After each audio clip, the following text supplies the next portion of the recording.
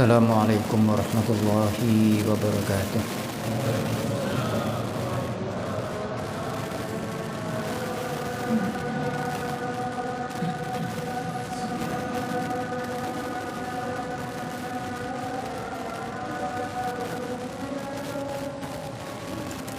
Allahu Akbar, Allahu Akbar, Allahu Akbar, Allahu Akbar.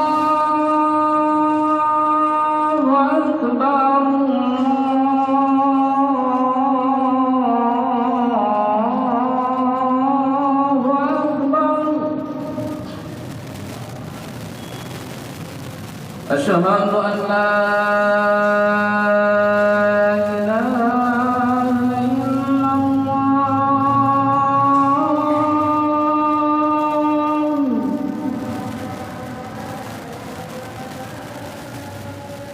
أشهد أن لا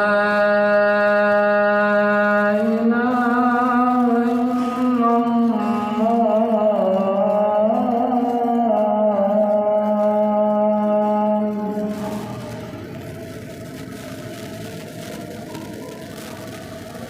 أشهد أن محمدا رسول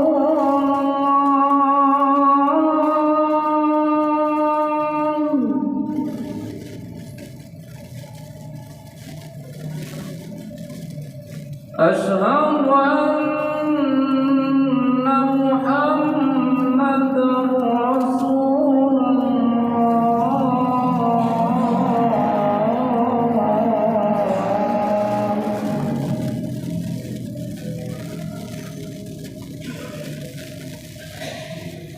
حي على الصلاة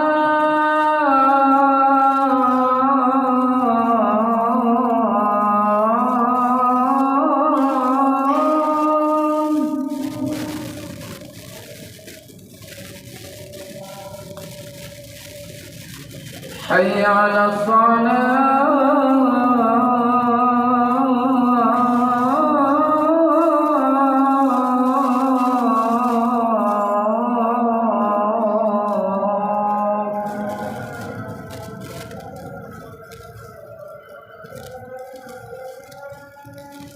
حي على الفلاح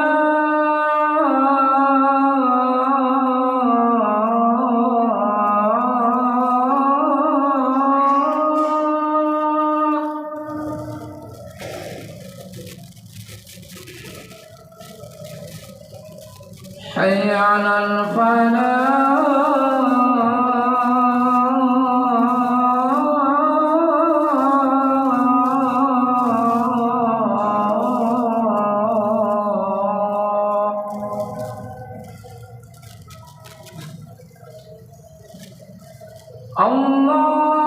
الله أكبر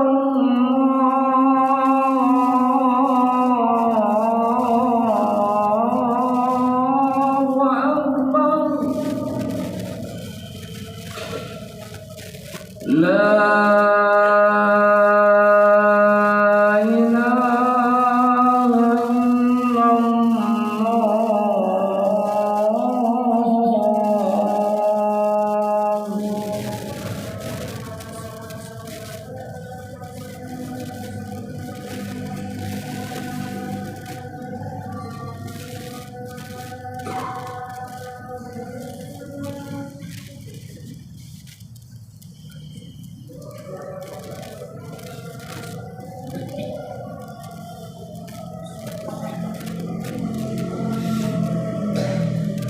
Alhamdulillah. Alhamdulillah nahmaduhu wa nasta'inuhu wa nastaghfiruh wa na'udzu billahi min syururi anfusina min sayyiati a'malina. Man yahdihillahu fahuwal muhtadi wa man yudlil falan tajida lahu waliyan mursyida. Asyhadu an la ilaha illallah wa asyhadu anna Muhammadan abduhu wa rasuluh. Allahumma salli ala asyrafil mursalin Sayyidina Muhammadin wa ala alihi wa sahbihi ajma'in. Usikum wa iyaya bitaqwallah faqad fazal muttaqun. Bismillahirrahmanirrahim. يا أيها الذين آمنوا اتقوا الله ولتنظر نفس ما قدمت لغد واتقوا الله إن الله خبير بما تعملون ولا تكونوا كالذين نسوا الله فأنساهم أنفسهم أولئك هم الفاسقون لا يستوي أصحاب النار وأصحاب الجنة أصحاب الجنة هم الفائزون. Alhamdulillah, pada siang hari ini kita bisa bersama-sama hadir dalam majelis yang mulia ini untuk sekali lagi menunaikan salat Jumat bersama-sama. Kita berdoa kehadirat Allah Subhanahu wa taala. Semoga semua yang kita lakukan ini bisa diterima oleh Allah sebagai langkah-langkah kita mendekatkan diri kepadanya. Marilah kita tingkatkan ketakwaan kita kepada Allah Subhanahu wa taala. Seraya senantiasa berdoa agar keimanan, keislaman, ketakwaan yang ada di dalam hati kita tetap bersemayam di dalam hati kita sampai akhir hayat meninggalkan badan kita. Ayat yang saya baca tadi adalah ya ayyuhalladzina amanu taqullah, wahai orang-orang yang beriman bertakwalah kepada Allah. Wal tanzur nafsun ma qaddamat lighad, dan seyogyanya setiap orang mempersiapkan apa yang akan dibawanya esok hari. Wattaqullah, dan bertakwalah kepada Allah. Innallaha khabirun bima ta'malun, sesungguhnya Allah mengetahui apa saja yang kau lakukan itu. Wala takunu kalladzina nasallaha fa ansahum anfusahum, dan janganlah engkau menjadi orang-orang yang melupakan Allah sehingga Allah membuat mereka lupa atas diri mereka sendiri. Ulaika humul fasiqun, mereka itulah orang-orang yang fasik. La yastawi ashabun nari wa ashabul jannah, la yastawi ashabun nari wa ashabul jannah. Tidak sama penghuni neraka dan penghuni sorga itu. Ashabul jannati humul faizun, penghuni sorga itulah mereka-mereka yang sukses. Kita berdoa kehadirat Allah Subhanahu wa taala, semoga kita dijadikan oleh Allah Subhanahu wa taala para penghuni sorga yang sukses itu. Amin ya rabbal alamin. Ma'asyiral muslimin rahimakumullah. Materi kita pada hari ini insyaallah tentang peran agama di dalam kesadaran moral. Manusia ini diciptakan oleh Allah sebagai makhluk yang multidimensi. Ada dimensi sosial, ada dimensi individual, ada dimensi rasional, intelektual, ada dimensi spiritual, ada dimensi moral. Nah, pada kesempatan ini saya akan mengelaborasi sejenak saja tentang peran agama di dalam kesadaran moral. Ya.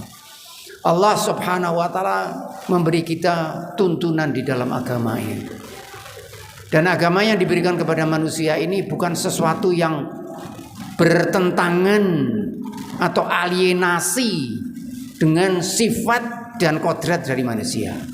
Agama ini cocok untuk manusia, sehingga manusia itu sebetulnya bisa hidup dan beragama dengan baik. Kalau Allah minta kita menjadi makhluk rasional karena kita diberi oleh Allah peranti untuk menjadi makhluk rasional. Kalau Allah meminta kita jadi makhluk moral, kita diberi kesiapan oleh Allah untuk menjadi makhluk moral. Kalau kita diinginkan menjadi makhluk spiritual, kita diberi kesiapan oleh Allah untuk menjadi makhluk spiritual. Tetapi kesempatan kita pada hari ini adalah tentang peran agama di dalam kesadaran moral. Manusia ini adalah makhluk moral. Kalau dia berbuat sesuatu, perbuatannya itu bisa diberi label. Bisa diberi label baik atau buruk. Bahkan lebih jauh, perbuatannya itu bisa diberi label, bisa diterima oleh Allah Subhanahu wa taala atau tidak. Tetapi paling tidak dalam tataran moral, perbuatannya itu bisa dikategorikan seperti perbuatan baik dan perbuatan buruk. Pertanyaannya, dari mana itu manusia bisa melihat itu? Dari mana itu? Ya. Maka itu di dalam Al-Quran dikatakan begini, fa'aqim wajhaka lidini hanifan fitratallahi allati fatharan nasa 'alaiha la tabdila li khalqillah walakin aktharan nasi la ya'lamun munibina ilahi wattaqu wa aqimus shalah wa la takunu minal musyrikin innal ladzina farraqu dinahum wa kanu syi'a kullu hizbin bima ladaihim farihun. Hadapkan wajahmu ke agama yang hanif, agama yang sesuai dengan fitrah manusia. Jadi agama ini kalau kita lihat secara garis besar, sakralisasi nilai-nilai luhur yang ada di dalam jiwa manusia. Ya. Maka itu ada pertanyaan begini, yang seringkali ada pertanyaan, bisa enggak orang tidak beragama tapi jadi orang baik? Sering kali pertanyaannya. Dan ini logika ini kita harus hati-hati. Karena logika ini sering kali, mohon maaf saya, logika ini dangkal, sebetulnya dangkal, tetapi dikemas dalam argumentasi yang kelihatannya sophisticated, yang kelihatannya rumit. Walaupun logikanya sebetulnya dangkal. Ya. Bisa enggak orang yang tidak beriman kepada Allah itu jadi orang baik, jadi orang yang berakhlak? Jawabannya bisa. Karena apa? Karena jiwa mulia itu sudah ada di dalam diri manusia. Jadi agama itu sakralisasi. Alif lam mim dzalikal kitabul la raiba fihi hudan lil muttaqin. Agama itu, Al-Qur'an itu diberikan hidayat bagi orang yang bertakwa. Orang bertakwanya ini sudah ada. Dan Al-Quran menjadi hidayah untuk mereka itu. Bisa enggak orang yang tidak beragama menjadi orang yang soleh? Bukan soleh, orang yang baik akhlaknya. Bisa jawabannya. Namun hati-hati, karena seringkali kita ini dihimbau oleh logika yang saya istilahkan dangkal itu tadi. Bagaimana logikanya? Insya Allah bapak-bapak dan saudara sering dengar. Insya Allah.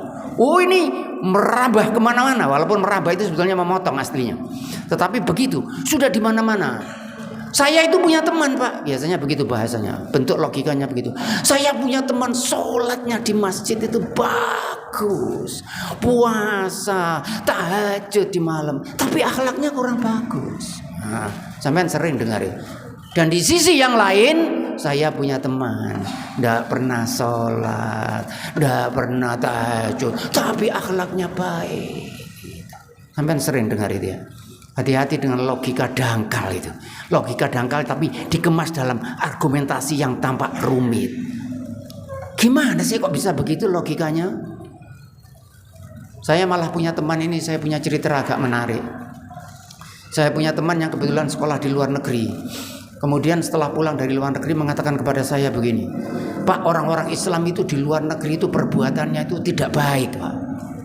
Kemudian saya tanya yang dimaksud dengan tidak baik itu bagaimana? Ya mereka itu pergi ke klub-klub, minum minuman keras, main-main dengan perempuan. Orang Islam itu. Kemudian saya tanya, lah kamu kok tahu? Kamu tahu dari mana? Iya Pak, saya lihat. Berarti kamu pergi ke klub. Lah kamu pergi ke klub. Kamu pergi ke klub yang melihat orang Islam yang tidak baik. Kamu pergi ke masjid. Kamu lihat di situ orang-orang Islam yang soleh. Biasanya yang dibenturkan begitu. Orang Islam yang kurang baik dengan orang non-muslim atau orang ateis yang baik. Oh, itu salah, tidak kompatibel. Kita punya, enggak tahu saya, durian montong dari Thailand yang besar dibandingkan dengan durian yang masih muda dari Pacitan misalnya. Enggak boleh logika seperti itu, logika dangkal itu. Bisa enggak orang materialis gitu ya, yang tidak percaya kepada Tuhan, bisa enggak jadi orang baik? Jawabannya bisa. Bisa enggak orang Islam jadi orang baik? Jawabannya lebih jauh lagi. Kalau orang yang tidak percaya kepada Allah saja bisa baik, apalagi seorang muslim. Bisa enggak orang yang tidak percaya kepada Tuhan jadi nasionalis? Bisa enggak? Ini 17 Agustusan. Bisa enggak? Enggak percaya kepada Tuhan jadi nasionalis? Bisa. Mungkin ya. Bisa enggak orang mukmin tidak nasionalis? Bisa enggak? Enggak mungkin. Enggak mungkin ada orang mukmin tidak nasionalis. Enggak mungkin. Kalau dia tidak nasionalis, diragukan keimanannya. Ya. Maka itu saya sering mengatakan jangan ajari orang mukmin tentang nasionalisme. Jangan ajari orang mukmin tentang cinta kepada bangsanya, cinta kepada umatnya. Ojo ngandani aku. Kontak kandani kon. Kenapa demikian? Bukan karena saya pandai, tetapi karena saya seorang mukmin. Tidak ada orang mukmin pengkhianat itu, tidak ada ceritanya. Orang mukmin jadi pengkhianat. Ya. Maka itu di dalam ajaran agama ini ada ayat yang kalau saya baca buat saya itu jelas tentang moral ini jelas. Insya Allah bapak-bapak semuanya tahu ini insya Allah. Wa nafsin wa masawwaha fa alhamaha fujuraha wa taqwaha wa qad khaba man dassaha wa qad aflaha man zakkaha wa qad khaba man dassaha. Wa nafsin wa ma sawwaha, demi nafsu dan penciptaannya. Fa alhamaha fujuraha wa taqwaha, kemudian ke dalam nafsu itu diilhamkan oleh Allah Subhanahu wa taala fujuraha wa taqwaha. Ini banyak para mufassir yang mengatakan maksudnya itu manusia diberi kemampuan untuk bisa membedakan mana yang jelek, mana yang baik. Saya sepakat itu, tapi saya kira ada artian yang lain. Yang wallahu alam ini bapak-bapak dan saudara sekalian, kalau saya salah saya mohon maaf kehadirat Allah Subhanahu wa taala. Wa nafsin wa ma sawwaha, demi nafsu dan penciptaannya. Fa alhamaha fujuraha wa taqwaha, kemudian ke dalam nafsu itu oleh Allah diberikan ilham fujuraha wa taqwaha, apa mau jadi fajir, apa mau jadi taqi. Di dalam jiwa manusia itu, maka saya melihat fitrah itu ya, fitrah manusia itu, wallahu a'lam, kalau saya salah saya kembali lagi mohon maaf kehadirat Allah Subhanahu wa taala. Fitrah manusia itu tidak hanya menuju ke arah kebaikan. Manusia ini adalah makhluk yang siap untuk jadi apa saja ya. Manusia ini siap jadi syaitan, dia siap untuk jadi malaikat. Maka itu manusia eksistensialis istilahnya. Manusia ini adalah makhluk yang mencari bentuk. Kita ini mencari bentuk dalam kehidupan. Mau jadi apa? Silahkan. Tetapi kita punya kesiapan. Potensi diberikan oleh Allah Subhanahu wa ta'ala. Maka itu semua potensi kita di dalam kehidupan diberi oleh Allah Subhanahu wa ta'ala. Kalau saya gerakkan seperti ini, siapa yang memberi saya potensi untuk menggerakkan tangan saya ini? Allah Subhanahu wa ta'ala. Siapa yang memberi saya kemampuan berpikir?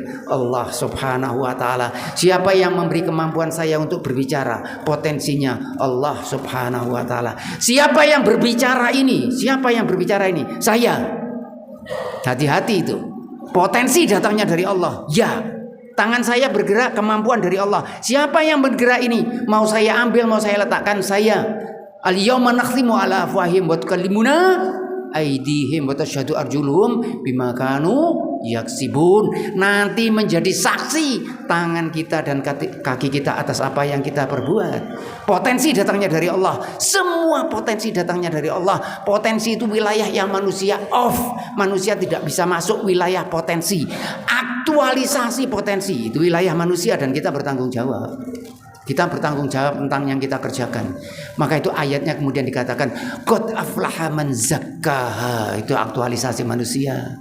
Kemampuan manusia untuk berbuat. Karena kita ini diuji oleh Allah. Sehingga mampu berbuat baik, mampu berbuat jelek. Dari mana kemampuan itu? Diberi oleh Allah Subhanahu wa ta'ala. Namun kalau kita berbuat baik, hati-hati. Jangan pernah mengatakan bahwa Allah Subhanahu wa ta'ala yang mengarahkan kita untuk berbuat jelek. Innallaha la ya'muru bil fahsya. Tuhan tidak pernah, kita yang berbuat itu. Tetapi manusia ini punya potensi ya. Setiap manusia diberi potensi. Bapak senang kekuasaan, bapak senang duit, bapak senang wanita. Ada yang tidak senang wanita, ada pria yang tidak senang wanita. Aneh. Semua pria senang wanita. Dari mana senangnya itu? Diberi oleh Allah Subhanahu wa ta'ala. Wa min ayatihi, itu ayat-ayat Allah. Bagaimana manifestasinya? Itulah peran manusia, manifestasinya. Maka itu dikatakan qad aflaha man zakkaha. Siapa yang menyucikan jiwanya, dia sudah sukses. Wa qad khaba man dassaha. Celakalah mereka yang menistakan jiwanya ya. Bisa enggak seorang yang tidak beriman kepada Allah Subhanahu wa ta'ala menjadi orang baik? Bisa. Tetapi kalau orang yang tidak beriman jadi orang baik, apalagi yang beriman. Ada orang yang mengatakan kepada saya, Pak, orang-orang barat itu baik, Pak, akhlaknya mulia. Kalau orang barat saja bisa mulia, apalagi orang Islam, apalagi orang mukmin. Tidak ada moral yang melebihi moral seorang mukmin. Karena apa, saudara? Karena moral materialis ini itu batasannya cuma dunia. Di akhirat mereka tidak punya apa-apa. Maka itu ada cerita yang sangat menarik. Saya punya buku filsafat ini, bapak-bapak dan saudara sekalian.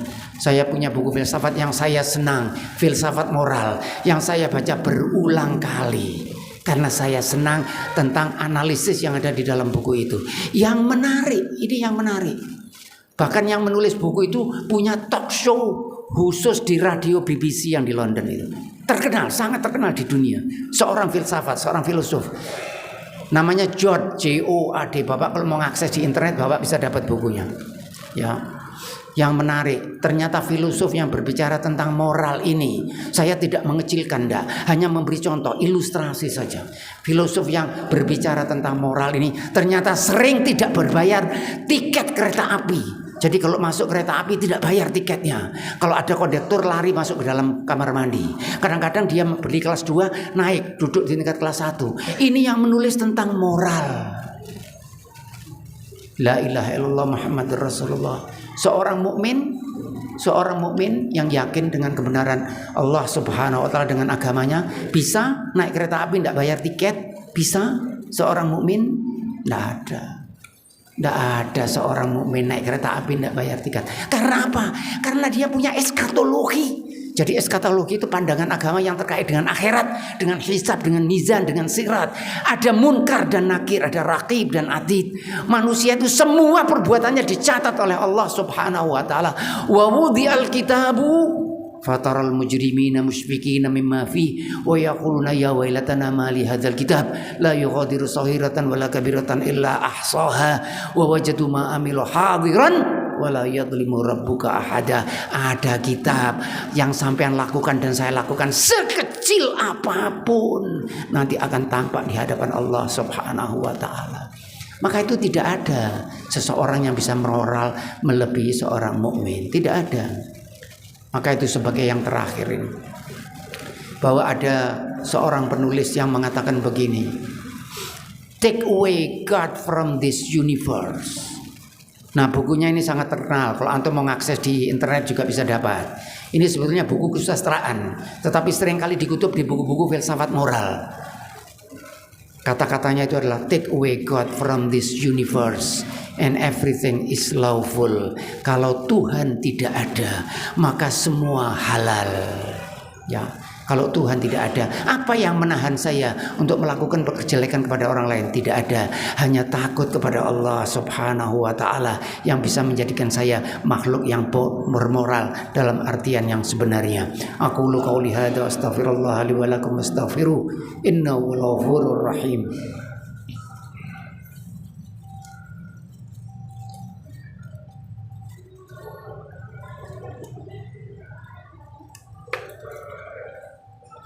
Alhamdulillah wassalatu wassalamu ala sayyidina Muhammadin wa ala alihi wa mawalah. Usikum wa iyaya faqad fazal muttaqun. Ya ayyuhalladzina amanu taqullaha haqqa tuqatih wa la tamutunna illa wa antum muslimun. Ya ayyuhalladzina amanu taqullaha wa qulu qawlan sadida yuslih lakum a'malakum wa yaghfir lakum dzunubakum wa man yuti'illah wa rasulahu faqad faza fawzan 'azima. Pada khutbah yang kedua ini saya tambahkan sedikit untuk perenungan bapak-bapak pulang ke rumah. Ada filosofi yang mengatakan begini, bahwa seseorang itu kalau punya kekuasaan untuk berbuat jelek tanpa takut konsekuensi dari perbuatannya itu, maka dia akan berbuat jelek.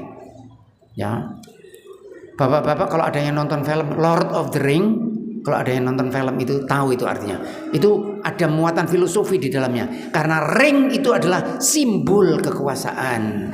Siapa yang punya ring itu dia akan punya kekuasaan. Karena diceritakan itu adalah seorang penggembala yang menemukan ring yang ketika diputar begini dia bisa menghilang. Singkat cerita kemudian dia merebut kekuasaan. Dengan kata lain, seseorang yang bisa berbuat jelek tanpa takut perbuatannya itu terbalas, maka dia akan berbuat jelek. Begitu filosofi. Saya bukan penganut faham itu. Karena bagi seorang mukmin tidak ada perbuatan jelek yang tanpa konsekuensi.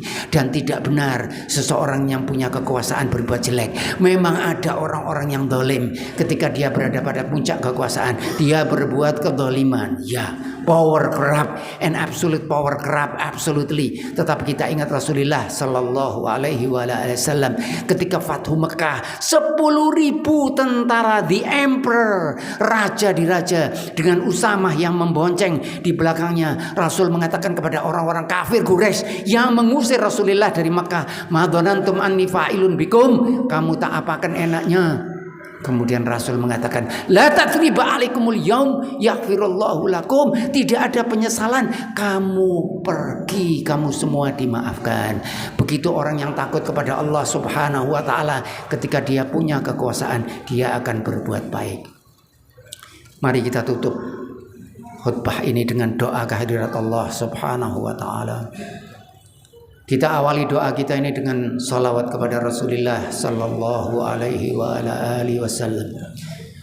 Yang kita lakukan dengan penuh keyakinan bahwa salawat kita disampaikan kepada Rasul, dan Rasul akan membalas salawat kita itu. Innallaha wa malaikatahu yusalluna 'alan nabi ya ayyuhalladzina amanu sallu alaihi wasallimu taslima. Allahumma salli ala sayyidina Muhammad wa ala ali sayyidina Muhammad kama sallaita ala sayyidina Ibrahim wa ala ali sayyidina Ibrahim wa barik ala sayyidina Muhammad wa ala ali sayyidina Muhammad kama barakta ala sayyidina Ibrahim wa ala ali sayyidina Ibrahim fil alamin innaka Hamidun Majid. Allahumma ighfir lil mu'minina wal mu'minat wal muslimina wal muslimat al ahya'i minhum wal amwat ya qadiyal hajat ya ghafiridz dzunubi was sayyi'at. Rabbana zalamna anfusana wa lan taghfir lana wa tarhamna lanakunanna minal khasirin. Rabbana wa atina ma wa'adtana ala rusulika wa la tukhzina yawmal qiyamah innaka la tukhliful mi'ad. Rabbana hab lana hukman wa alhiqna bis salihin waj'alna min warathati jannatin na'im wa la tukhzina yawma yub'atsun yawma la yanfa'u malun wa la banun illa man atallaha biqalbin salim. Rabbana habbib lana al-iman wa zayyinhu fi qulubina wa karrih ilana al-kufra wal fusuqa wal isyan. Allahumma a'inna ala dzikrika wa syukrika wa husni ibadatik. Allahumma inna nas'aluka ridhaka wal jannah wa na'udzu bika min sakhatika wan nar. Rabbana atina fid dunya hasanah wa fil akhirati hasanah wa qina adzabannar. Subhana rabbika rabbil izzati amma yasifun wa salamun alal mursalin walhamdulillahi rabbil alamin. Ibadallah, innallaha ya'muru bil ahdi wal ihsan wa ita'i dzil qurba wa yanha 'anil fahsya'i wal munkari wal baghi ya'idukum la'allakum tadhakkarun. Fadhkurullaha yadhkurkum washkuruhu 'ala ni'amihi yazidkum wastaghfiru yaghfir lakum wa la dzikrullahi akbar wallahu ya'lamu ma tasna'un.